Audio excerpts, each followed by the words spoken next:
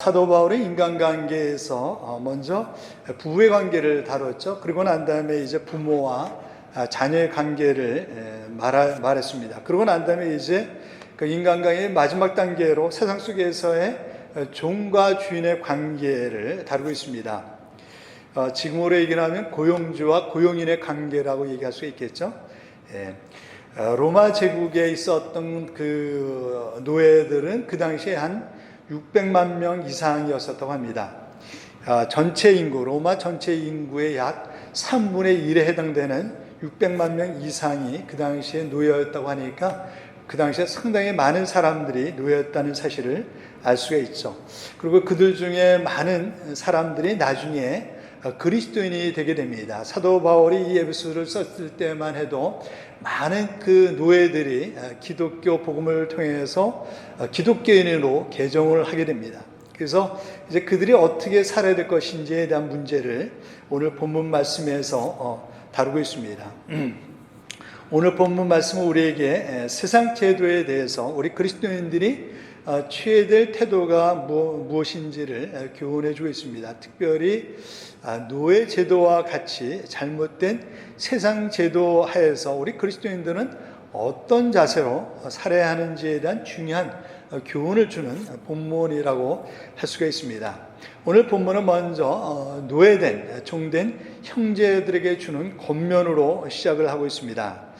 5절부터 7절에 보시면 종들아 두려워하고 떨며 성실한 마음으로 육체의 상전에게 순종하기를 그리스도께 하듯 하라. 눈 가림만 하여 사람을 기쁘게 하는 자처럼 하지 말고 그리스도의 종들처럼 마음으로 하나님의 뜻을 행하고 기쁨으로 섬기기를 주께 하듯 하고 사람들에게 하듯 하지 말라라고 권면하고 있습니다.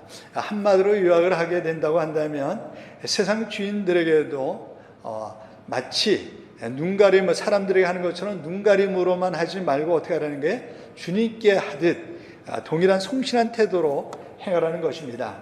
그리고 그렇게 해야 되는 이유를 8절에서는 그렇게 설명하고 있습니다. 이는 각 사람이 무슨 선을 행하든지 종이나 자유인이나 주께로부터 그대로 받을 줄을 알미라라고 얘기하고 있습니다. 이 땅에서 신분에 상관없이 그가 자기 있는 위치에서 얼마나 주를 섬기는 마음을 가지고 세상 일들을 하느냐에 따라서 결국 뭐가 결정이 된다는 게 하나님의 상급이 결정된다는 것입니다. 그렇기 때문에 사람들이 보건 안 보건 사람들에게 인정받건 인정받지 못하건 더 중요한 것은 늘 어떻게 하라는 것입니까? 주님께 하듯 세상적인 주인들에게도 고용주에게도 그렇게 해야 된다라고 얘기를 하고 있습니다.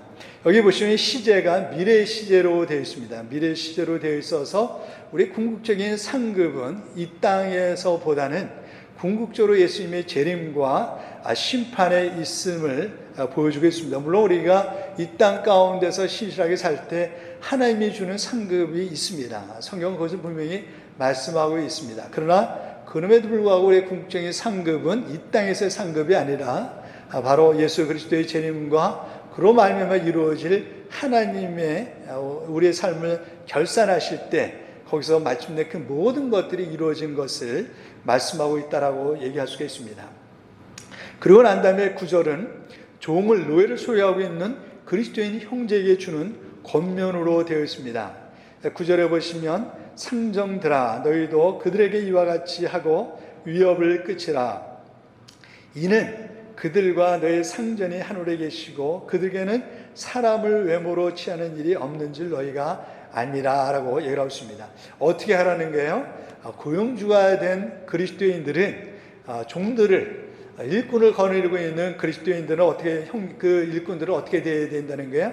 그러니까 일꾼들처럼 대하는 것이 아니라 그 당시에 노예라는 것은 인간적인 취급을 못 받았죠, 그렇죠? 사람 취급을 못 받았습니다. 완전히 물건 취급을 받던 시대였습니다.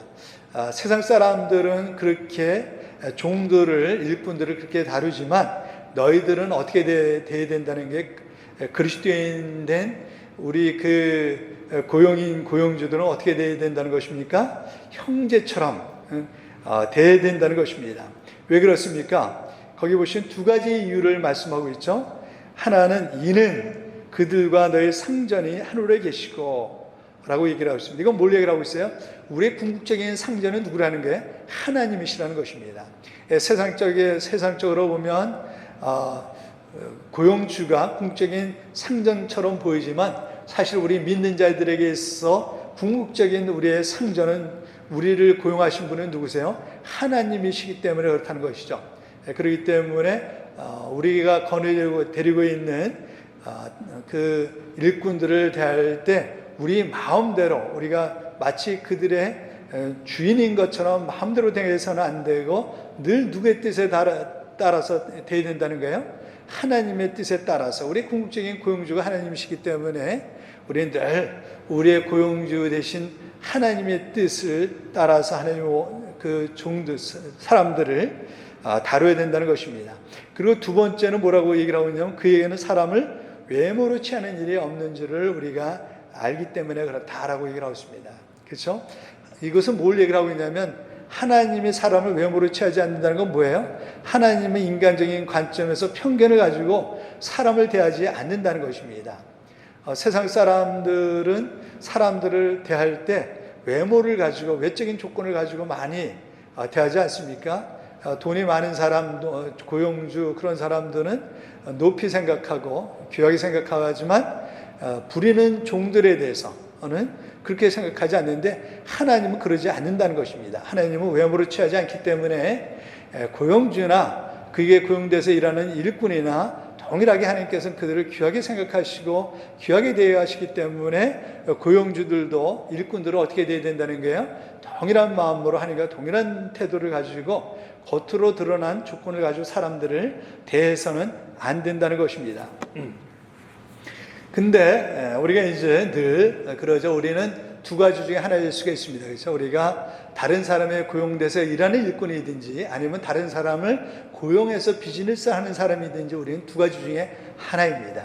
여기서 권면하고 있는 것은 분명합니다. 우리가 만약에 어떤 사람에게 고용돼서 일을 하는 일꾼이라고 한다면 어떻게 해야 된다는 게 늘 그 주인을 대할 때 또 주인이 맡긴 일을 할 때 주님께 하듯이 사람이 보거나 안 보거나 성실하게 거짓됨이 없이 눈앞에서만 잘하고 눈가림만 하는 것이 아니라 성실하게 해야 된다는 것을 말씀하고 있고 반대로 우리가 사람들을 일꾼으로 데리고 있는 고용주라고 한다면 사람들을 대할 때 함부로 대해서는 안 되고 늘 우리가 하나님의 뜻에 따라서 사람들을 귀하게 생각하고 외모로 사람을 취급해서는 안 된다는 것입니다.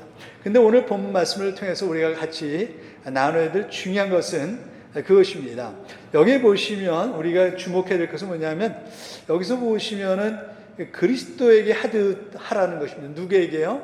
우리의 그 주인들에게 그렇게 하라는 것입니다. 우리를 고용한 사람들에게 그렇게 하라는 것입니다. 근데 여기서 우리 주인 그것은 누구십니까? 누구입니까? 노예를 소유하고 있는 주인들이라고 얘기할 수가 있습니다. 뭘 얘기를 하고 있냐면 이 노예 제도를 인정하고 있다는 사실이에요. 여기 보시면 성경적으로 보면 노예 제도는 그 잘못된 것입니까? 바른 것입니까? 잘못된 거거든요. 성경적으로 보면 노예 제도는 분명하게 잘못된 것입니다. 그런데 여기서 중요한 것은 뭐냐면 그럼에도 불구하고 어떻게 하라는 게 그 노예 제도를 어떻게 하라는 것입니까? 그것을 인정하라는 것입니다. 인정하고 거기에 그 주인에게도 어떻게 대해야 된다는 거예요? 마치 주님을 대하듯이 대해야 된다는 것입니다. 여기 보시면 사도 바울은 노예 제도가 잘못되었기 때문에 너희는 더 이상 노예로서 살아서는 안 된다는 얘기를 하지 않고 있다는 사실이에요. 오히려 어떤 것을 얘기를 하고 있습니까? 노예 제도가 잘못됐느냐 잘 됐느냐 그런 얘기는 일체 언급되고 있지 않습니다.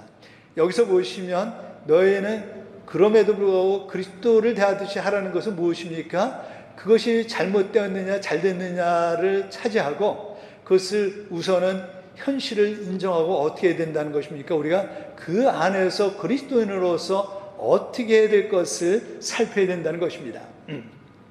근데 이것은 성경 다른 곳에서도 그렇게 얘기를 하고 있다는 것입니다.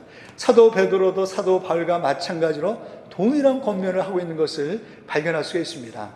베드로전서 2장 18절에 보시면 거기에서 사도 바울은 오늘 사도 바울이 얘기한 것처럼 똑같은 얘기를 하고 있는 것을 우리가 발견할 수가 있습니다. 사환들아 범사에 두려움으로 주인들에게 순종하되 선하고 관용하는 자들에게만 아니라 또한 어떻게 까다로운 자들에게도 그리하라. 여기서 사환들이라는 것은 좋은 말로 사환이지 노예들을 얘기를 하고 있습니다. 그 당시에 노예였던 종들이었었던 그리스도인에게 얘기를 하고 있는 것이거든요. 노예 제도가 사실은 성경적으로 보면 뭐 이론의 여지가 없이 잘못된 것임에도 불구하고 거기에 대해서 그것을 개혁해야 된다든지 그것을 우리가 바꿔야 된다든지 그런 얘기를 일치 하지 않고 있습니다. 여기서 얘기하고 있는 것은 그것이 잘못된 것임에도 불구하고 그것을 잘못되었느냐 잘 되었느냐를 따지지 말고 어떻게 된다는 거예요? 일단은 그것을 인정을 하고 그 안에서 우리가 어떻게 사는 것이 마땅한 태도인지를 잘 생각해서 고용주는 고용주로서 또한 고용된 사람은 고용된 사람으로서 해야 된다는 것입니다. 주인이 좋은 사람이든 나쁜 사람이든 그것을 가지고 시비를 걸어서는 안 된다는 것입니다. 물론 우리가 그리스도인 고용주라고 한다면 우리는 올바른 고용주가 되도록 우리가 노력을 해야 되겠죠. 근데 여기서 중요한 것은 그것입니다. 그런 것이 잘 됐느냐 잘못됐느냐 우리를 고용하고 있는 주인이 잘했느냐 못했느냐를 가지고 따져서는 안 된다는 거예요. 그리고 우리가 데리고 있는 일꾼들이 잘 됐느냐 잘못됐느냐를 가지고 우리가 그들을 대해서는 안 된다는 것입니다. 왜 그렇습니까? 그것은 다른 것이 아니라 사회에 잘못된 것을 개혁하는 것이 교회의 1차적인 목적이 아니기 때문에 그렇다는 것입니다.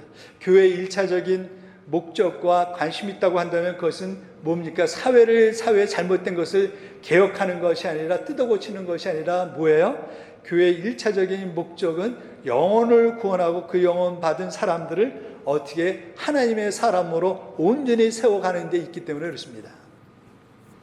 그러므로 교회가 정치나 경제 문제 등에 깊숙이 개입하는 순간 교회는 복음의 1차적인 임무를 거스리게 된다는 사실을 우리는 놓쳐서는 안 됩니다. 그렇기 때문에 우리가 교회에서 주의해야 될 것 중에 하나는 다른 것이 아니죠.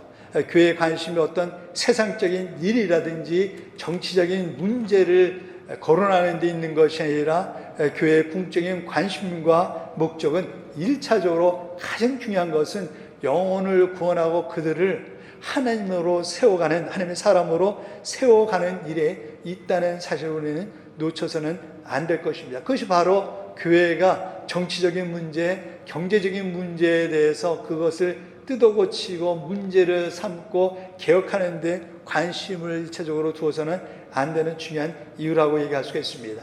초대교회 성도들도 마찬가지라는 사실을 우리는 성경 말씀을 통해서 또 교회 역사를 통해서 우리는 잘 알고 있습니다. 그들은 로마 제국에 많은 문제가 있었고 특별히 황제 숭배 사상이 있었음에도 불구하고 그것을 개혁하려고 하지 않았다는 사실입니다. 그들은 정치적인 항거자들이 아니었다는 사실을 우리는 성경을 보면 쉽게 알 수가 있죠. 그들의 관심은 뭐에 있었습니까? 오직 복음을 전하고 그리스도적인 삶을 영위하는 데만 있었다는 사실을 우리는 잘 알고 있습니다. 그들 중에 많은 사람이 순교를 당한 것은 로마 제국의 잘못된 제도를 개혁하려고 순교한 것이 아니라 오히려 전적으로 그리스도인의 신앙을 순수하게 타협하지 않고 지키기 위해서 순교했다는 사실을 우리는 너무나도 잘 알고 있습니다. 그들은 그런 잘못된 황제 숭배 사상에 굴복하는 것보다는 차라리 죽는 편을 택했다라고 얘기할 수가 있습니다. 그들은 수동적인 사람들이었었지 능동적인 반항자들이 결코 아니었다는 사실을 우리는 잘 알고 있습니다. 어떤 때 이런 영적인 것과 사회적인 것 사이에는 아주 미미한 참으로 분간하기 어려운 경계선에 있다는 사실을 우리는 잘 알고 있습니다. 그러나 그럼에도 불구하고 우리가 조심해야 될 것은 우리 교회와 우리 그리스도인의 1차적인 관심은 어떤 정치적인 사회적인 구조적인 문제를 뜯어고치고 개혁하는 데 있는 것이 아니라 1차적으로 우리의 가장 중요한 관심은 교회의 관심은 목적은 영혼을 구원하고 그들을 하나님의 사람으로 세워가는 데 있다는 사실을 우리는 분명히 해야 될 것입니다. 그렇다고 해서 성경이 노예제도를 옹호하거나 그것을 합리화시키고 있지 않다는 사실을 우리는 분명히 해야 될 필요가 있습니다. 기독교 역사를 통해서 기독교가 이 노예 문제에 대해서 직접적으로 다루지 않은 이유가 있다고 한다면 그것이 문제가 없다라기보다는 교회의 1차적인 관심이 거기에 있는 것이 아니기 때문에 그렇습니다. 교회의 방식은 세상적인 방식과 다르다는 사실을 우리는 여기서 분명히 할 필요가 있습니다. 교회가 세상적인 문제에 대해서 적극적으로 개입하지 않는 또 다른 이유가 있다고 한다면 그것은 교회가 세상을 변화시켜 나가는 방식이 세상적인 방식과 다르기 때문에 그렇습니다. 성경적인 방식은 환경적인 교육에 의해서 그런 것이 아니라 사람의 철저하게 초점이 맞춰져 있다는 사실입니다.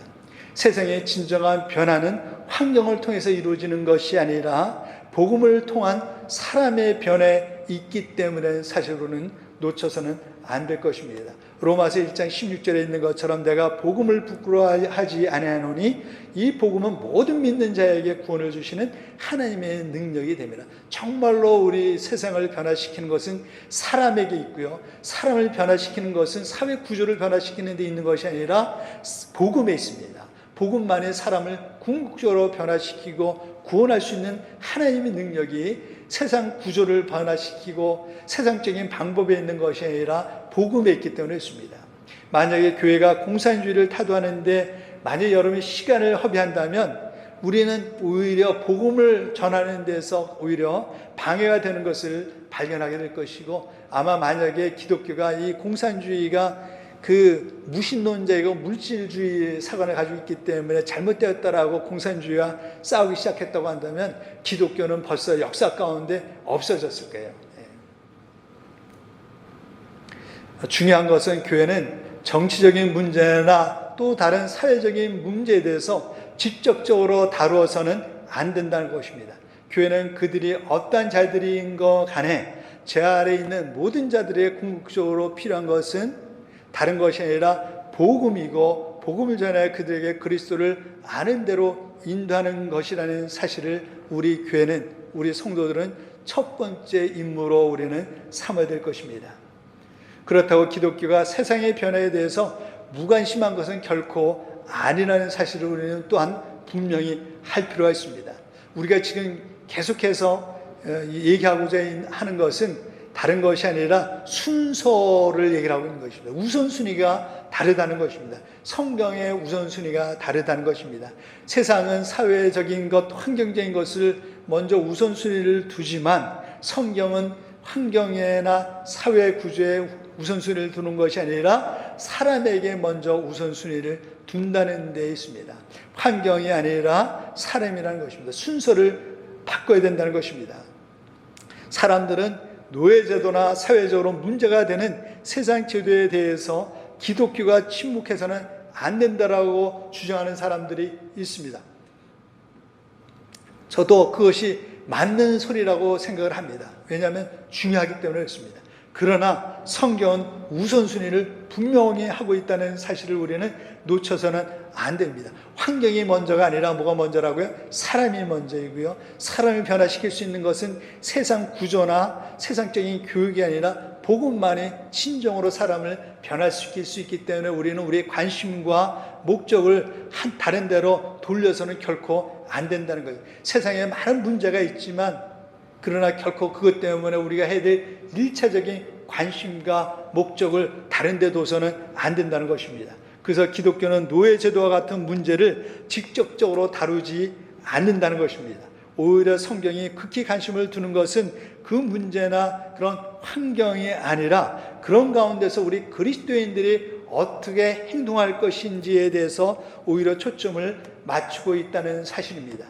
그리고 우리 그리스도인들의 기독교가 세상 문제에 대해서 그렇게 적극적이지 않은 또 다른 궁극적인 이유가 있다고 한다면 우리 그리스도인의 1차적인 궁극적인 관심은 이 세상 나라가 아니라 하나님 나라에 있다는 사실입니다.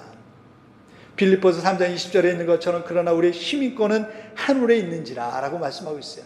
우리는 이 세상이 잠시 잠깐 있다가 없어지는 세상이라는 사실을 너무나 잘 알고 있고, 우리는 이 세상에 영원히 거주하는 이 세상 백성이 아니라 우리의 소속은 하나님 나라에, 궁극적으로 우리가 거할 곳은 이 세상이 아니라 하나님 나라는 사실을 너무나도 잘 알고 있습니다. 이 세상의 변화가 아무리 변한다고 할지라도 우리는 이 세상에 영원히 있는 것이 아니라 우리가 궁극적으로 갈 곳은 더 이상 이 세상이 아니라 영원한 세상이라는 사실을 알고 있습니다. 그렇기 때문에 우리의 관심은 이 세상이 더 이상 있지 않습니다.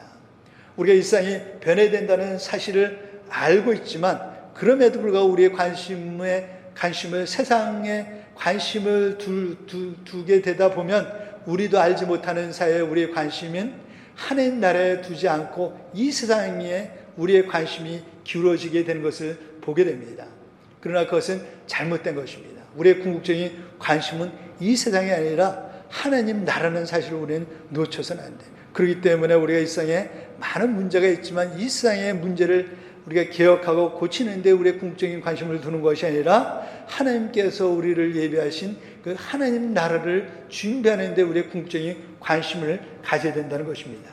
그러나 그 말은 동시에 우리 개개인 그리스도인들이 하나님 나라의 시민으로서 또한 세상의 나라의 시민으로서 세상적인 조건을 개선하는 데 있어서 관심을 가져서는 안 된다는 것을 의미하지 않는다는 사실을 우리는 분명히 할 필요가 있습니다. 우리는 하나님 나라의 백성이지만 또한 이 땅 가운데 있는 날 동안은 이 나라의 국민의 한 사람이라는 사실을 우리는 놓쳐서는 안 되죠. 그렇기 때문에 우리가 이 세상 시민으로서 우리가 해야 될 일에 대해서는 우리가 적극적으로 또한 할 필요가 있습니다.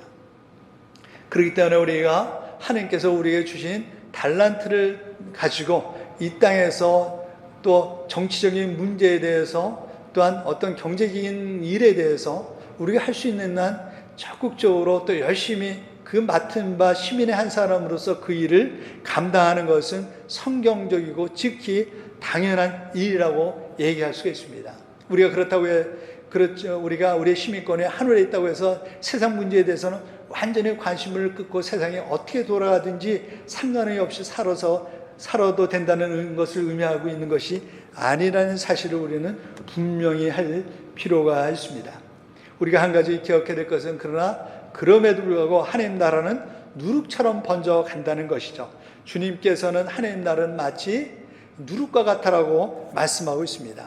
그것은 뭘 의미하고 있냐면, 하나님 나라는 누룩처럼 눈에 보이지 않게 침투하고 또한 확장되고 느린 과정을 통해서 이루어져 간다는 것입니다. 그러나 중요한 것은 무엇입니까? 그러나 그럼에도 불구하고 하나님 나라는 마침내 완성된다는 사실이죠. 사회의 변화는 기독교의 간접적인 결실의 그 결과의 열매라고 얘기할 수가 있습니다. 사실 우리가 잘 알고 있는 것처럼 노예제도가 역사 가운데 없어지게 된 것은 바로 그리스도인들을 통해서 이루어졌다는 사실입니다. 기독교는요, 직접적으로 노예제도를 바꿔야 된다고 얘기를 하고 있지 않습니다. 그런데요, 실제적으로 어떻게 이루어지게 되냐면 기독교인들을 통해서 이루어졌다는 사실입니다. 서구 문명의 많은 인권 운동은 기독교인들을 통해서 이루어졌다는 사실을 우리는 부인할 수가 없습니다. 그리고 그 모든 것들은 성경에 기초하고 있다는 사실을 우리는 놓쳐서는 안 될 것입니다. 노예제도는요, 누구에 의해서 없어지게 되냐면 윌버포스라는 그리스도인을 통해서 이루어졌습니다. 그 사람이 어떻게 노예제도에 대해서 관심을 갖게 되었을까요? 그가 어느 날 예수 그리스도를 만나서 회심하고 난 다음에 그 당시에 영국 사회에 그 만연했었던 노예제도가 성경적이지 않다는 사실을 그는 발견하게 됩니다. 그래서 그는요, 정치가 국회의원이 되기 위해서 노력을 하고 국회의원이 되어서 마침내 국회에 들어가서 그런 잘못된 노예제도를 개선하게 되고, 그 노예제도를 그 합법화했었던 그 법을 개정하게 되고요. 그래서 영국 사회에서 노예제도를 없애게 됩니다. 이렇듯이 실제적으로 유럽 사회에 있는 많은 인권운동이, 기독교 교회는 거기에 대해서 얘기하고 있지 않지만 그 교회를 통해서 구원받고 거듭난 사람들을 통해서 이루어졌다는 사실을 우리는 놓쳐서는 안 되죠. 그렇기 때문에 실제적인 사회적인 변화는 기독교의 간접적인 결실이라고 얘기할 수가 있습니다. 오늘 본문에서도 마찬가지죠. 우리가 그런 노예제도가 잘못된 것이지만 그러나 그 안에서 우리가 어떻게 그리스도인이 어떻게 행하는지를 잘 생각함으로 말미암아 그것을 통해서 오히려 세상은 변화될 수 있다는 것입니다. 그것이 바로 성경적인 방식이라는 것입니다. 그러나 여기서 우리 한 가지 또 하나 놓쳐서는 안 될 중요한 것은 무엇입니까? 그것은 다른 것이 아니라 정부나 국가는 하나님께서 세우신 제도라는 사실을 우리는 놓쳐서는 안 된다는 것입니다. 정부나 국가가 많은 문제가 있을 수가 있습니다. 인간이 만들어 놓은 것이기 때문에 하나님이 허락하신 것이지만 결국 그것이 인간에 의해서 운영되는 제도이기 때문에 완벽하지가 못합니다. 많은 문제가 있습니다. 그러나 우리가 기억해야 될 것은 뭐냐면 그럼에도 불구하고 그것을 허락하시고 세우신 분은 누구시라는 거예요? 하나님이라는 사실 우리는 놓쳐서는 안 되죠. 로마서 13장 1절에 보시면 각 사람은 위에 있는 권세들에게 복종하라. 권세는 하나님으로부터 나지 않음이 없나니 모든 권세는 다 하나님께서 정하신 바라라고 분명하게 말씀하고 있습니다. 여기에서 우리 위에 있는 권세가 복종하라는 것은 그 권세가 그런 국가가 정부가 완벽하고 문제가 없기 때문에 복종하라는 것이 아닙니다. 많은 문제가 있을 수가 있습니다. 노예제도처럼 많은 문제가 있을 수가 있습니다. 그러나 그럼에도 불구하고 중요한 것은 뭐냐면 그것을 허락하신 분이 누구라는 거예요? 하나님이라는 사실을 늘 기억하고 그렇기 때문에 어떻게 됩니까? 그리스도께 하듯 우리는 그 안에서 어떻게 하는 것이 올바른 그리스도인이 자세인지를 기억하고 그런 가운데서 그리스도인으로서 올바른 태도를 취해야 된다는 것입니다. 중요한 것은 그것이죠. 그런 정부나 국가가 많은 문제가 있습니다. 완벽하지가 않습니다. 그러나 그럼에도 불구하고 없는 것보다는 훨씬 낫다는 거예요. 여러분 국가 정부가 있음에도 불구하고 얼마나 어려움들이 많습니까? 혼란합니까? 근데 여러분 한번 생각해 보세요. 정부가 없다고 생각해 보세요. 아마 여러분 혼란스럽고 무질서해가지고 우리는 하루도 살 수 없을 거예요. LA 폭동 사태를 우리는 보지 않았습니까? 그렇죠? 얼마나 위험합니까? 얼마나 무질서해요. 완전하지 못하지만 그래도 없는 것보다는 훨씬 낫다는 사실을 우리는 기억할 필요가 있죠. 그러나 궁극적으로 중요한 것은 그것입니다. 그 모든 것은 하나님께서 허락하셨다는 것.